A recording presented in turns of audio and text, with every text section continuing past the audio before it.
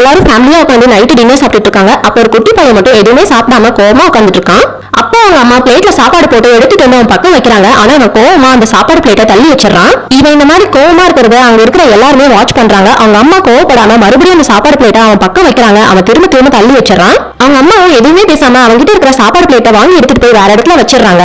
இவங்க அவங்க மாமனாருக்கு சாப்பாடு பரிமாறிட்டு இருக்கும்போது அவங்க மாமியார், ஒரு சின்ன பையனை இப்படியா திட்டுவ, ஒரு 10 ரூபாய் அவன் பர்ஸ்ல இருந்து எடுத்ததுக்காக அவனுக்கு சாப்பாடு போடாம சாவடிச்சிருவியான்னு கேக்குறாங்க.